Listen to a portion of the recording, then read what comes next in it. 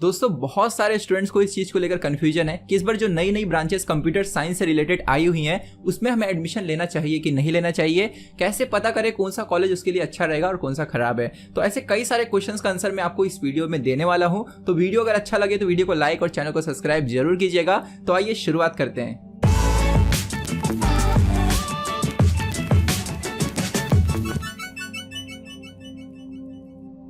आइए दोस्तों सबसे पहले देखते हैं कि कौन कौन सी नई नई ब्रांचेस इंजीनियरिंग की इस बार इंट्रोड्यूस की गई हैं। और अगर आपको ये पता करना हो कि जो भी ब्रांचेस मैं यहाँ पर बताने वाला हूँ वो किस किस कॉलेजेस में है, तो इसका बकायदा हमने पीडीएफ बनाया हुआ है जो आपको हमारे ऐप MID Pro पे मिल जाएगा। तो आपको गूगल प्ले पे सिर्फ MID Pro सर्च करना है, ऐप इंस्टॉल करना है, सारी इन्फॉर्मेशन आपको वहाँ पर मिल जाएंगी।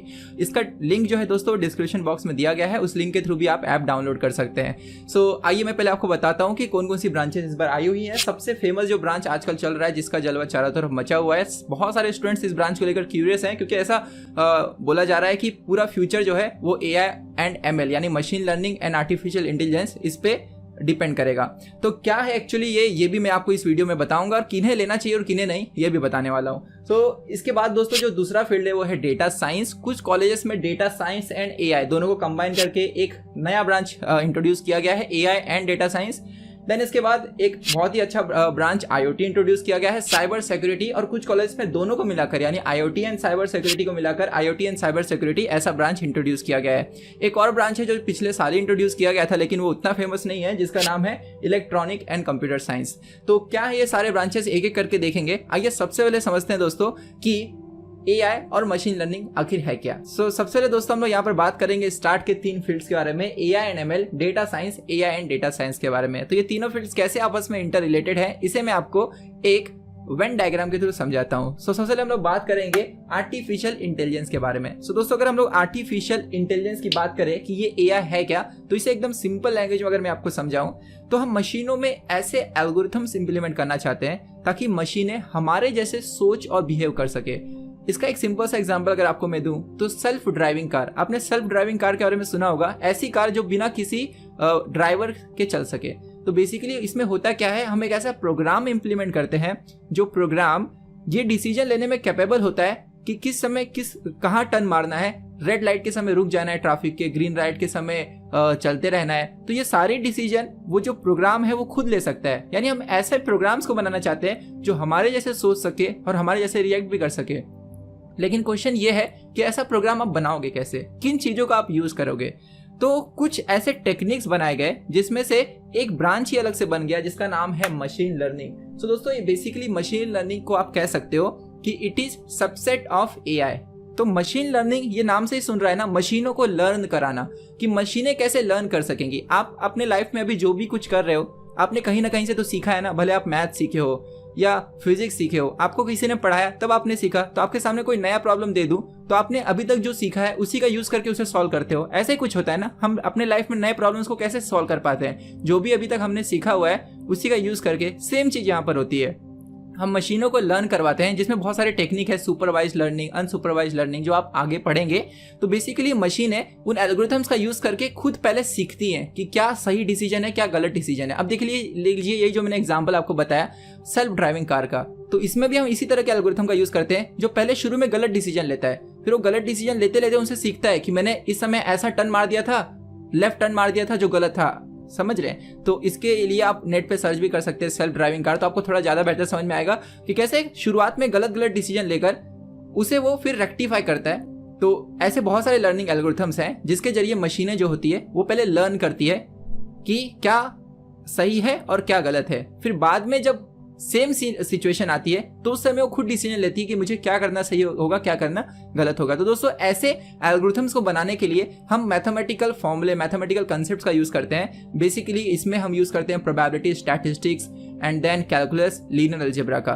तो ये सारे स्टैटिस्टिकल टूल्स एंड एल्गोरिथम का यूज करके ऐसे लर्निंग मॉडल्स बनाए गए हैं जिसका यूज करके मशीनें लर्न करती है कि ह्यूमन जैसे कैसे बिहेव कर सके, किस सिचुएशन में ह्यूमन जैसे रिएक्ट कर सके, किसी भी सिचुएशन में सही और गलत डिसीजन क्या होगा ये मशीनें खुद बता सकती हैं। तो दोस्तों ये लर्निंग जो आप कह सकते हैं एल्गोरिथम्स हैं, ये बेसिकली हम मशीन लर्निंग में पढ़ते हैं। अब आपको समझ में आ रहा होगा कि एक्चुअली में AI और मशीन लर्निंग में क्या डिफरेंस है। तो मशीन लर्निंग बेसिकली AI को इंप्लीमेंट करने का एक ब्रांच आप समझ लीजिए बनाया गया है जिसमें हम मशीनों को लर्न करने के एल्गोरिथम्स पढ़ते हैं। तो अब दोस्तों आपको पहले ये समझ में आना चाहिए कि किन लोगों को AI और ML ये लेना चाहिए। वैसे तो नेट पे बहुत सारे डेफिनेशन है AI और ML के। ये आप ऐसा कर सकते हैं कि ये एक ऐसा ब्रांच है जो अभी इवॉल्व हो रहा है, ठीक है। तो हो सकता है कोई और एक नया ब्रांच इसमें आ जाए कि एक किसी ने अलग ही टाइप का मेथड बना दिया कि मशीनें कैसे हमारे जैसे बिहेव और लर्न कर सकती है, इसका एक अलग ही मेथड बना दिया, ठीक है, जिसमें यहाँ पर जो भी एल्गोरिथम्स यूज हो रहे हैं वो यूज ही ना हो, कुछ एक अलग ही आप कह लीजिए वे हो। तो हो सकता है इसी AI में वो एक नया ब्रांच आ जाए, पर अभी वो चल रहा है, इसमें अभी रिसर्च चल रहा है बहुत ज्यादा।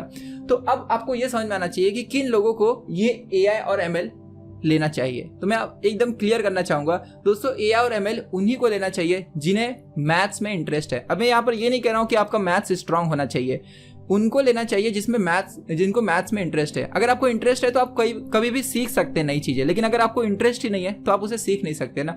तो अगर आपको मैथ्स में इंटरेस्ट है, आपको प्रॉब्लम सॉल्व करना अच्छा लगता है, न्यूमेरिकल सॉल्व करना अच्छा लगता है, लॉजिकल पजल सॉल्व करना अच्छा लगता है, तब ये आपके लिए ब्रांच अच्छा रहेगा। अगर आप ये सोच के जा रहे हैं कि ये नहीं इसमें बहुत पैसा है, यही फ्यूचर है, तो ऐसा आप इसमें सक्सेस पा लेंगे, ऐसा कुछ भी नहीं है, ठीक है। ये आपके लिए बहुत पकाऊ हो जाएगा फिर। तो अगर आपको दोस्तों यहाँ पर ऐसा लगता होगा कि मशीनों में हम ऐसा एल्गोरिथम डालेंगे जो मशीन हमारे जैसा सोचेंगे तो कितना मजा आएगा, आप सही हो, लेकिन वो जैसा दिख रहा है ना वैसा है नहीं। उसके लिए आपको बहुत सारे मैथ्स पढ़ने पड़ते हैं, समझ रहे हो। तो अगर आपको मैथ्स में इंटरेस्ट है, आपका मैथ्स वीक है, फिर भी अगर आपको इंटरेस्ट है तो आप उसको स्ट्रांग बना सकते हो। आपके पास 4 साल होते हैं इंजीनियरिंग में, तो आप दोस्तों इस ब्रांच में जा सकते हो। तो आई थिंक आप इस चीज को लेकर क्लियर हो कि AI और ML में बेसिकली होने क्या वाला है। तो दोस्तों थर्ड ब्रांच की बात करें हम लोग यहाँ पर, या सेकेंड वाली यहाँ पर जो डेटा साइंस है। तो डेटा साइंस नाम की जो चीज़ है, इसे मैं एक एग्जांपल के जरिए आपको समझाता हूँ कि डेटा साइंस एक्चुअली में क्या है। It is science of data, ऐसा भी आप बोल सकते हैं। लेकिन जब भी आप किसी प्रोडक्ट को सर्च मारते हैं फ्लिपकार्ट पे, तो आपने देखा है कि यार फ्लिपकार्ट छोड़िए, जब भी आप किसी चीज़ को नेट पे सर्च मारते हैं तो आप किसी दूसरे वेबसाइट पे जब विजिट करते हैं तो आपने जो सर्च मारा हुआ है वो उसका एडवर्टाइज आपको दूसरे वेबसाइट पे दिखता है। या कभी कभी आपने ऐसा भी देखा होगा कि कोई चीज़ आप वेबसाइट पे सर्च मारते हैं, यूट्यूब जब खोलते हैं तो जो आपने वेबसाइट पे कहीं सर्च मारा था यूट्यूब पे आपको उसका ऐड दिखता है। तो ये सारी चीज़ें कैसे होती है, तो आप जो भी डेटा नेट पे डालते हो सर्च के लिए, वो सारी डेटा कैप्चर की जाती है। फिर उन डेटा के थ्रू डिसीजन लिया जाता है कि किस यूजर को क्या पसंद आ रहा है, फिर उस यूजर को वही ऐड दिखाए जाते हैं जो वो नेट पे सर्च मारता है। एक और एग्जांपल दूं, जब भी आप फेसबुक पे फोटो अपलोड करते हो, तो आजकल आपने देखा है कि जब भी आप फोटो अपलोड करते हो तो फेस अपने आप रिकॉग्नाइज कर लेता है कि इसका नाम ये होगा, इसका नाम ये होगा, फोटो में सारे फेजेस रिकॉग्नाइज हो जाते हैं। तो ये कैसे होता है, ये भी डेटा एनालिसिस के थ्रू होता है। तो और इसका अगर एक अच्छा एग्जांपल दूं, तो जैसे आजकल फेसबुक ने बाइजूस को फंडिंग दी है, ठीक है। तो फेसबुक ने क्यों बाइजूस को फंडिंग दी, क्योंकि फेसबुक को पता है कि उसके पास जो भी यूजर्स है वो लोग आजकल कहाँ से पढ़ रहे हैं, ज्यादा से ज्यादा लोग ऑनलाइन पढ़ रहे हैं। या आप देखोगे आजकल जितने भी एडटेक प्लेटफॉर्म आ रहे हैं सबको फटाफट फंडिंग मिल जा रही है। क्यों, ये डेटा एनालिसिस के थ्रू पता किया जा रहा है कि आजकल के यूजर्स कितना ऑनलाइन पढ़ाई कर रहे हैं और क्या क्या पढ़ाई कर रहे हैं, ठीक है। सो यहाँ पर और एक एग्जाम्पल दूं, तो आजकल आप देखेंगे डेटिंग एप्स बहुत ज्यादा नए नए बन रहे हैं, है ना। क्योंकि बाहर देखोगे आप जितने भी डेटिंग एप्स है उसमें से बहुत सारे एप्स अभी तो चलो बंद हो गए, कई सारे एप्स चाइना के भी थे, क्योंकि चाइना को पता था कि इंडिया में बहुत सारे लोग डेटिंग वीटिंग ये सब चक्कर में अपनी जिंदगी बर्बाद करते हैं। तो ऐसे सारे कितने सारे ऐप अभी लॉन्च हो रहे थे, है ना। तो जो नेट पे अगर मैं फ्लिपकार्ट की भी एक बात करूँ, तो दिवाली के पहले लोग क्या खरीदते हैं, तो अगली दिवाली आएगी तो आप देखोगे सिमिलर टाइप के आइटम्स फिर से आपको दिखना चालू हो जाते हैं, उसकी एडवर्टाइज चालू हो जाती है। तो किस समय कस्टमर को हमें क्या दिखाना चाहिए, जो भी डेटा नेट पर है उस, आप ऐसा कह सकते हैं कि जो भी डेटा है उससे आप कितना ज्यादा से ज्यादा इंफॉर्मेशन या नॉलेज एक्सट्रैक्ट कर सकते हो, इसकी जो पूरी एनालिसिस है वो हम डेटा साइंस में करते हैं। तो ये मैंने बहुत ही सुपरफिशियल लेवल पे आपको बताया, मतलब एक सिंपल लैंग्वेज आप ये समझना चाहो कि एक बहुत ही बड़ा सेट ऑफ डेटा है, उससे आप क्या क्या नॉलेज एक्सट्रैक्ट कर सकते हो, एकदम बिगिनर लेवल पे। बस मैं इतना आपको बताना चाहूंगा। ये सारी दोस्तों स्टडी किस में होती है, डेटा साइंस में होती है। सो data science basically machine learning और AI के एल्गोरिथम्स का यूज करके भी वहां से नॉलेज एक्सट्रैक्ट कर सकता है। अब आपको अगर ये चीज नहीं समझ रही होगी तो शायद जब आप इसे पढ़ेंगे तो ही आपको ये समझ में आएगा कि अगर सपोज मुझे ये पता करना हो कि गिवन अस फोटो, आपका एक कोई फ्रेंड ग्रुप का एक फोटो है, उसमें से किसका फेस किससे मैच हो रहा है, ठीक है। तो इसके लिए हो सकता है आप कुछ AI और ML के एल्गोरिथम्स यूज करें, ठीक। लेकिन आप यहाँ पर कर क्या रहे हैं, डेटा को लेकर उसे एनालाइज ही कर रहे हैं ना। तो इसलिए आप ऐसा कर सकते हैं कि डेटा साइंस एक ऐसा ब्रांच है जो कुछ यहाँ के एल्गोरिथम्स यूज करता है और कुछ उसके इंडिपेंडेंट एल्गोरिथम्स भी है। बेसिकली इसमें होता क्या है, हम डेटा को एनालाइज करके कुछ डिसीजंस लेते हैं जिससे हमारा बिजनेस अच्छा चल पाए। ठीक है, तो आप देखोगे कि आजकल अच्छे डेटा साइंटिस्ट की बहुत ज्यादा कमी है। तो अगर मैं घुमा फिरा के बात करूँ कि इस ब्रांच के लिए भी आपका मैथ्स बहुत ज्यादा स्ट्रांग होना चाहिए। 4 मैथ्स के field, calculus, linear algebra, probability, statistics. ठीक है, ये चारों आपके अगर स्ट्रांग है या आपको ये चारों में इंटरेस्ट है और अगर आपको ऐसा लगता है कि नहीं मैं स्ट्रांग कर लूंगा, बेटर है आपके लिए ब्रांच। ठीक है, ये तो मैंने मैथ्स के पर्सपेक्टिव से बताया। प्रोग्रामिंग के पर्सपेक्टिव से देखें तो आप ये तीनों ब्रांच में जा रहे हो तो आपको पाइथन सीखना पड़ता है, आर सीखना पड़ता है। ठीक है, और बहुत सारे प्रोग्रामिंग लैंग्वेजेस एंड आप कह सकते हैं कि टूल्स हैं जिनके ऊपर आपको ट्रेनिंग लेनी पड़ती है। तो वो तो ट्रेनिंग वाली बात होगी, टूल्स वाली बात होगी। लैंग्वेज तो आप कहीं भी सीख सकते हो, कोई भी पर्टिकुलर टूल पे कैसे उसे यूज करना है वो मशीन लर्निंग, एआई या डेटा साइंस नहीं होता है, वो कोई भी सीख सकता है, कॉमर्स वाला भी सीख सकता है। लेकिन जो प्रॉब्लम सॉल्विंग स्किल होती है, जो एल्गोरिथम डिजाइनिंग स्किल होती है, जो मैथ्स होता है, उसमें बहुत टाइम जाता है। तो मैं आपको रिक्वेस्ट करूंगा कि अगर आपको लगता है इस ब्रांच में आपको जाना है तो आप अभी से वेकेशन में फर्स्ट ईयर से ही इसकी जो बेसिक फाउंडेशन है उसे करना शुरू कर दीजिए। ये मैं इसलिए कह रहा हूं क्योंकि फर्स्ट ईयर का जो सिलेबस होता है वो सारे ब्रांचेस को कॉमन होता है। अब आप देखोगे कि हमारा एजुकेशन सिस्टम इतना डूबा हुआ है कि फर्स्ट ईयर में कोई अगर डेटा साइंस ले रहा है, फर्स्ट ईयर में कोई अगर कंप्यूटर साइंस ले रहा है, फर्स्ट ईयर में कोई ईएक्सटीसी ले रहा है, तो सबको पढ़ना है मैकेनिक्स, सबको पढ़ना है इलेक्ट्रॉनिक, सबको पढ़ना है फिजिक्स, सबको पढ़ना है केमिस्ट्री। तो 1 साल तक तो आपको ऐसे ही उखा जाते हैं। ठीक है, अब मैं मेन मुद्दे पे आता हूँ कि किन कॉलेज से हमें ये ब्रांच लेना चाहिए। ठीक है, तो इसको थोड़ा सा हम लोग डिटेल में डिस्कस कर लेते हैं। तो दोस्तों, अगर मैं आपको एकदम क्लियर बताऊं कि किस कॉलेज से आपको ये ब्रांच लेना चाहिए, तो मैं कहूंगा किसी भी कॉलेज में अच्छा नहीं है। मैं महाराष्ट्र में बात कर रहा हूँ, वो इसलिए क्योंकि देखो 2 तरह की पढ़ाई होती है। एक तो वो पढ़ाई होती है जो आप 11th-12th में करते हो, जिसमें आप फिजिक्स, केमिस्ट्री, मैथ्स तो पढ़ते हो लेकिन आपको पता ही नहीं होता पढ़ के करोगे क्या। जिसमें आपको बस ये सिखा देते हैं कि भाई ये कंसेप्ट है, मजा तो आता है उसमें, और वो कंसेप्ट को यूज करके ये फॉर्मूला है, इसको फॉर्मूला डालकर ये सॉल्व करो। हाँ, हालांकि ये चीज़ें सब जगह नहीं होती। फिजिक्स में काफ़ी दिमाग लगता है, ऑब्वियसली दिमाग लगता है, और ऐसा नहीं है कि उसका एप्लीकेशन नहीं है, लेकिन आपको एप्लीकेशन नहीं पढ़ाया जाता ना। आपको ये बोलते हैं कि ये पीसीएम पढ़ लो, इसको लेकर आप इंजीनियरिंग कर सकते हो, लेकिन आपको एक भी ऐसा सब्जेक्ट नहीं पढ़ाया जाता कि जिसमें आपको ये बताया जाए कि इंजीनियरिंग है क्या। राइट, अब देखो ये नए ब्रांचेस इंट्रोड्यूस किए गए, क्या महाराष्ट्र गवर्नमेंट की तरफ से या जिन कॉलेजेस में ये ब्रांचेस इंट्रोड्यूस किए गए उन कॉलेजेस की तरफ से कोई भी सेमिनार लिया जा रहा है कि इस ब्रांच में क्या है, कौन पढ़ाएगा? एज ए स्टूडेंट आपकी पहली रिस्पॉन्सिबिलिटी क्या होगी कि मैं अगर इस कॉलेज में, इस ब्रांच में एडमिशन ले रहा हूं तो मुझे ये सब्जेक्ट पढ़ाएगा कौन? अगर मुझे ये सब्जेक्ट जो पढ़ा रहा है उसका बैकग्राउंड क्या है, उसने इस ब्रांच में क्या किया है, उसने क्या हासिल किया है। तो मैं आपको रियलिटी बताऊं, अगर मैं इस करंट मोमेंट में मैं चैलेंज देता हूं ऑन द वीडियो, जितने भी टीचर्स हैं Mumbai university, Pune university, on the अभी स्पॉट पे अगर आप उनका लाइव टेस्ट लोगे ना मैथ्स में, आप बोल सकते हैं मैं गारंटीड 90% लोग फेल हो जाएंगे। तो अगर आपका मैथ्स से स्ट्रांग नहीं है तो कौन सा, इसका मतलब यहाँ पर मैं आपको इस क्लियरली ये बताना चाहता हूँ कि आजकल कोई टीचर ही नहीं बनना चाहता है। आप लोग जो वीडियोस देख रहे हो, जिन्हें जो भी इंजीनियरिंग करने जा रहे हो, तो आप लोगों में से कौन टीचर बनना चाहता है? सबको इंजीनियरिंग करके जॉब ही तो करना है ना। तो ये एक ऐसा फील्ड है ना जो इंडस्ट्रियल फील्ड है, समझ रहे हो, ये एप्लीकेशन बेस्ड फील्ड है। यहाँ पर आपको बुक में पढ़कर उसे एग्जाम में लिखना है वाला ऐसा कोई ये ब्रांच नहीं है। ये आपको अप्लाई कर, इंजीनियरिंग का क्या मतलब होता है, आप जो पढ़ रहे हो उसे अप्लाई करो ना। लेकिन होता क्या है रियलिटी में, ऐसा सिलेबस करिकुलम बनाया जाता है कि एक सेमेस्टर में भर भर के 6 सब्जेक्ट है। तो अगर कोई स्टूडेंट चाहे भी कि उसे मैं पढ़कर कहीं एप्लीकेशन सीखूं तो उसको उतना टाइम ही नहीं मिल पाता। पहली बात तो ये हो जाती है। दूसरी बात ये हो जाती है कि कॉलेज में टीचर्स जो है वही कैपेबल नहीं है, उनके बेसिक्स ही नहीं क्लियर है। ये रियलिटी है आज का, और भले ही बहुत लोगों को ये गलत लगे लेकिन ये रियलिटी है। ठीक है, सो दोस्तों मैं आपको ये बताना चाहूंगा कि अगर आप कंप्यूटर साइंस लेते हो, मैं रियलिटी ग्राउंड पे आके बात करता हूँ कि कोई भी अगर इलेक्ट्रॉनिक का बंदा ले लो, ईएक्सटीसी का बंदा ले लो, इंस्ट्रूमेंटेशन का बंदा ले लो, किसी भी ब्रांच के आप एनालिसिस कर लो, बड़े से बड़े टॉप कॉलेज में, यहाँ पर मैं वीडियो में नाम नहीं लेना चाहूंगा, किसी भी बड़े कॉलेज में जिसमें आपको लगता है कि बहुत अच्छा प्लेसमेंट है ना, वो सब मिथ है। ठीक है, अभी मैं जैसे आपको बताऊं कि अगर आप किसी भी ईएक्सटीसी ब्रांच का एनालिसिस लोगे तो उसमें से 90% जो स्टूडेंट्स होते हैं ना, 90% या अच्छा कॉलेज ले लिया तो 80% सब लोग आईटी और सीएस में ही काम करते हैं। अब वो जो 20% है उसमें से 10% हायर स्टडीज में जाते हैं और 10% कहीं ना कहीं जो है बीच का उन्हें जॉब मिल जाता है बीटेक में, मतलब अपने ब्रांच से रिलेटेड, लेकिन वो कोर जॉब नहीं होता।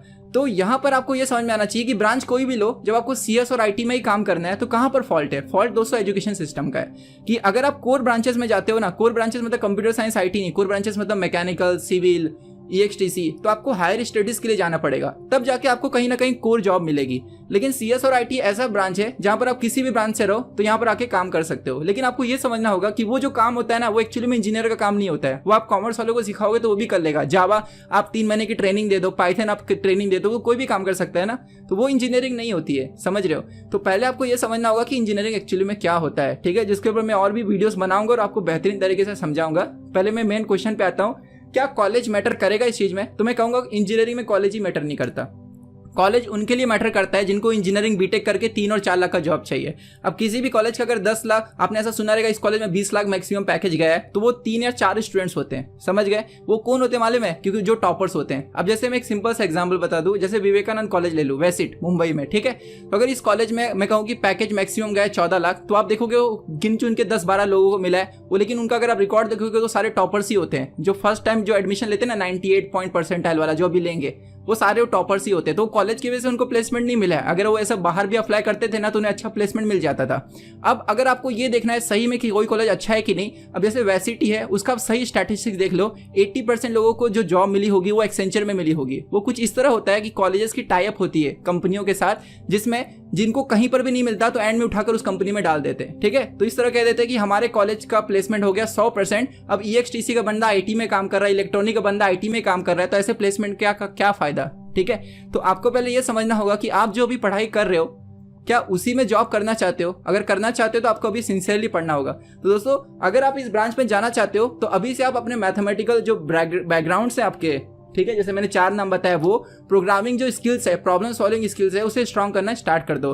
फर्स्ट ईयर में आपको सब्जेक्ट्स तो होंगे, लेकिन कोरोना की वजह से इस बार बहुत सारी चीजें ऑनलाइन होने वाली है ना, तो आपको भर भर के टाइम है कि आपका ट्रैवलिंग में टाइम भी वेस्ट नहीं हो रहा है। तो उस टाइम को बचाकर आप ये सारी चीजें सीख सकते हो फर्स्ट ईयर से ही। अगर आप ऐसा सोच रहे हो कि अगर मैं ये ब्रांच लेता हूँ और मुझे कॉलेज सिखाएगा या टीचर सिखाएगी, तब आप गलत डायरेक्शन में जा रहे हो। आपको उसके हटकर ये सारी चीजें सीखनी होंगी, आपको इंटर्नशिप लेने होंगे और ये समझना होगा ये सारी चीजें इंडस्ट्रियल लेवल पे कैसे काम करती है, और इस पे आपको प्रोजेक्ट्स, मल्टीपल प्रोजेक्ट्स बनाने होंगे। तब जाके आपको पता चलेगा कि हाँ, ये जो थ्योरीज मैंने पढ़ा ये एक्चुअली प्रैक्टिकली कहाँ यूज होता है। तो ये तो बात हो गई इन ब्रांचेस के बारे में। कौन कौन से कॉलेजेस में है इसका लिस्ट मैंने आपको बताया हमारे ऐप पे, वहाँ पर आपको जाकर मिल जाएगा। अगर आपको उसमें भी डाउट है कि मुझे सर इस कॉलेज में अच्छा रहेगा कि नहीं, उस कॉलेज में अच्छा रहेगा कि नहीं, तो आप हमें व्हाट्सअप कीजिए, मैं आपको बताऊंगा। लेकिन मैं आपको रियलिटी बता दिया कि इस ब्रांच को लेकर कोई भी टीचर ट्रेन नहीं है। आप समझ रहे हो, मतलब वही टीचर जो 10 साल से एक सब्जेक्ट पढ़ा रहा है वो अचानक से AI कैसे पढ़ाने लगेगा? टीचर्स लाओगे कहाँ से पढ़ाने के लिए, समझ रहे हो। तो जो काम कर रहे हैं, जो ऑलरेडी कंपनियों में, वो तो टीचर बनेंगे नहीं आके ना। यही जो टीचर्स आपको 10 साल से वो टीचर पढ़ा रहा था क्लाउड कंप्यूटिंग, अब वो पढ़ाने लगेगा AI, समझ रहे हो, यही सब होने वाला है। तो इसलिए टीचर्स आपको कॉलेजेस में ये पढ़ाएंगे, ये अगर आप सोच रहे हो तो गलत है। आपको सब कुछ खुद ही करना पड़ेगा। तो अगर आप प्रेफरेंस लिस्ट भर रहे हो तो पहले आप भरो कंप्यूटर साइंस या कंप्यूटर इंजीनियरिंग, जो भी ब्रांच है। तो अब यहाँ पर एक और चीज बताना चाहूंगा कि अगर आप ये ब्रांच भरते हो ना, तो एक दिक्कत क्या आती है कि जैसे कि अगर आपने कंप्यूटर इंजीनियरिंग भरा, अगर आप आगे हायर स्टडीज के लिए जाते हो थ्रू गेट, ठीक है, जैसे मैंने गेट का एग्जाम दिया, तो दोस्तों जो गेट के सब्जेक्ट्स होते हैं ना, वो कंप्यूटर इंजीनियरिंग में ज्यादा होते हैं। जैसे अगर गेट में 11 सब्जेक्ट है तो 11 के 11 सब्जेक्ट आपको कंप्यूटर इंजीनियरिंग में मिल जाएंगे। अगर आप ये ब्रांचेस लेते हो और बाद में आपको ऐसा लगता है कि मैं हायर स्टडीज के लिए जाना चाहता हूँ थ्रू गेट, ओके, गेट का एक एग्जाम होता है जिसको देने के बाद आप IITs, NITs, ठीक है, वहां से MTech कर सकते हो। तो दोस्तों अगर आपका ऐसा प्लान है कि मुझे हायर स्टडीज के लिए जाना है, तो आप थोड़ा सा एक बार ये चेक कर लेना कि गेट का जो सिलेबस है, अभी तक मुंबई यूनिवर्सिटी ने या शायद से बहुत सारी यूनिवर्सिटी ने ये ब्रांचेस तो इंट्रोड्यूस किए हैं, लेकिन नया सिलेबस ही अभी तक बताया नहीं कि इसका सिलेबस होगा क्या। तो जहां तक मैंने बाकी के यूनिवर्सिटी के सिलेबस देखे हैं, उस हिसाब से कंप्यूटर साइंस और ये जो नए ब्रांचेस आए हैं, इनका सिलेबस 60% सेम होगा, ठीक है। जो कोर सब्जेक्ट्स है ना, जैसे algorithm, data structure, operating system, computer networks, ये सारी चीजें यहाँ पर भी होंगी और कंप्यूटर साइंस और IT वालों को भी होंगी। 40% जो होगा वो सिर्फ अलग होने वाला है, ठीक है।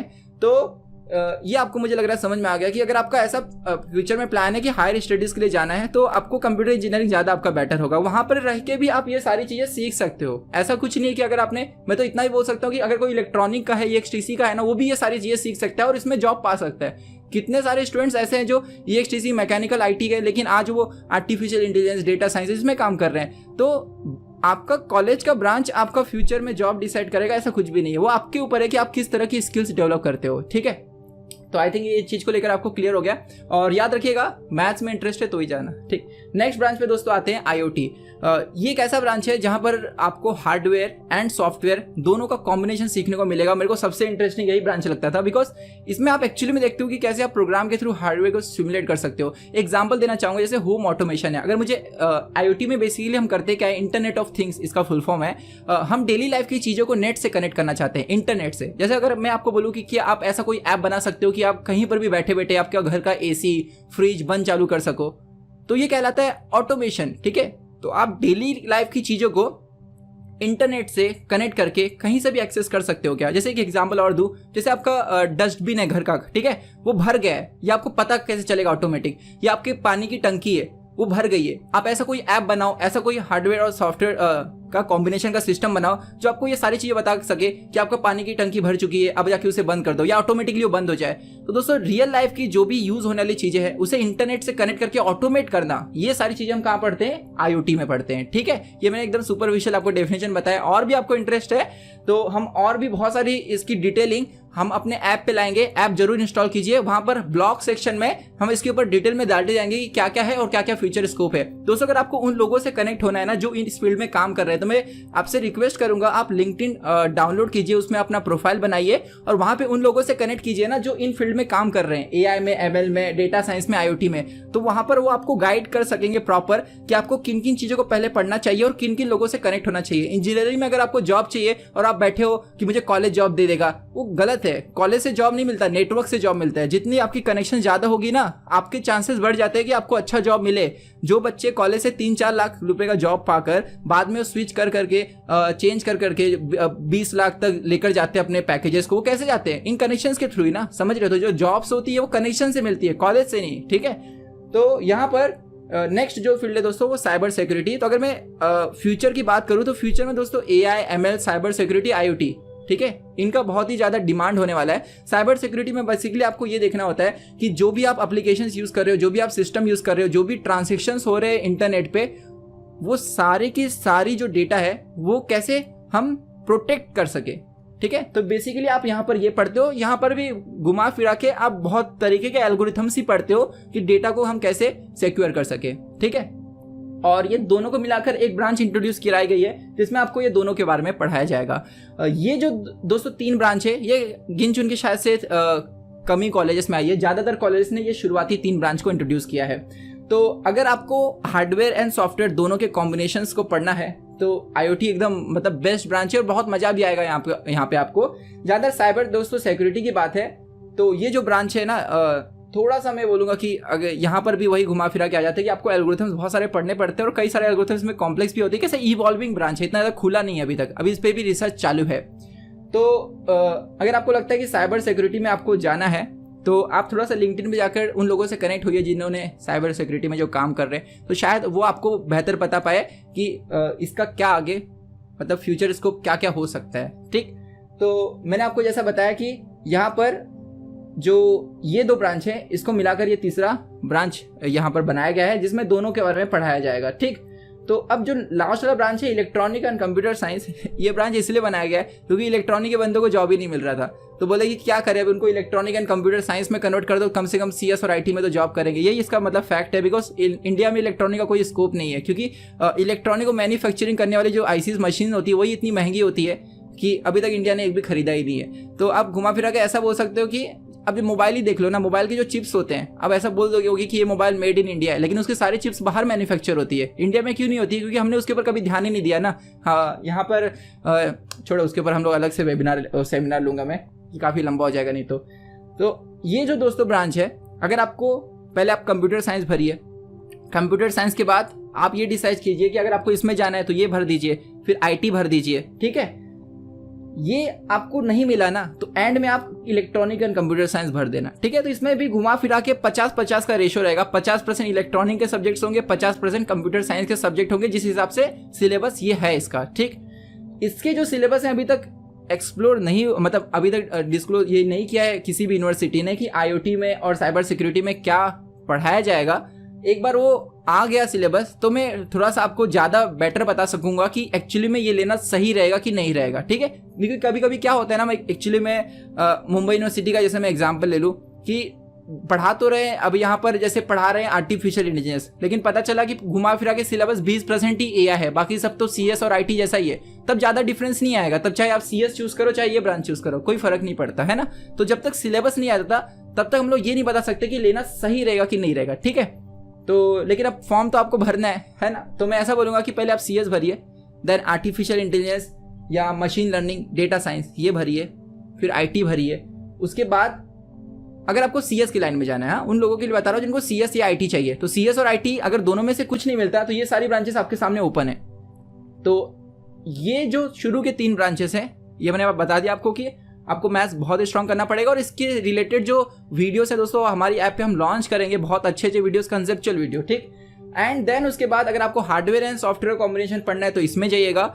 और अगेन साइबर सिक्योरिटी में आपको इंटरेस्ट है जिसको आपको खुद एक्सप्लोर करना पड़ेगा कनेक्ट करके, इसके ऊपर मैं हो सके तो अलग से एक वीडियो बनाऊंगा। अभी मैं इस वीडियो में उसके ऊपर ज़्यादा नहीं जा सकता बिकॉज वो थोड़ा सा अलग ही है।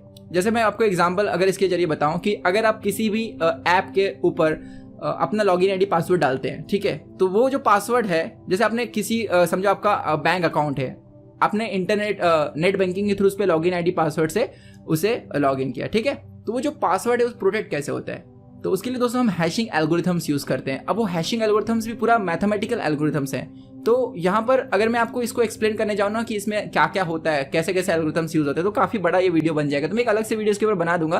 तो एक्चुअली में ये ब्रांच ना बहुत ही आप कह सकते हैं डाइवर्स ब्रांच है, ठीक है, क्योंकि जब हम प्रोटेक्शन की बात करते हैं तो प्रोटेक्शन बहुत जगह पे आ जाता है ना, एप्लीकेशन लेवल पे आ जाता है, सिस्टम लेवल पे आ जाता है, क्लाउड पे कोई डेटा स्टोर है वहां पे कैसे प्रोटेक्ट करोगे। तो ये कैसा कि बहुत ही डाइवर्स ब्रांच है कि प्रोटेक्शन की अलग अलग एल्गोरिथम्स अलग अलग जगहों पे अलग अलग तरीकों से लगेंगी। तो इसमें बहुत सारी एल्गोरिथम्स होती है। इसलिए मैंने कहा कि अगर आप उन लोगों से कनेक्ट होंगे ना जो साइबर सिक्योरिटी में काम करते हैं, तो शायद वो आपको ज़्यादा बेटर इसके बारे में बता पाए। तो लिंक्डइन पे आप सर्च मारिएगा, आपको लोग जरूर मिलेंगे। लेकिन आई थिंक आपको इस वीडियो से इतना तो क्लियर हो गया कि किस ब्रांच में क्या है, ठीक। तो नेक्स्ट वीडियो में दोस्तों मैं आपको बताऊंगा कैप फॉर्म का जब फीलिंग होगा तो आपको प्रेफरेंस लिस्ट कैसे बनानी है, ठीक है। तो मिलते हैं अगले वीडियो में। बहुत बहुत धन्यवाद।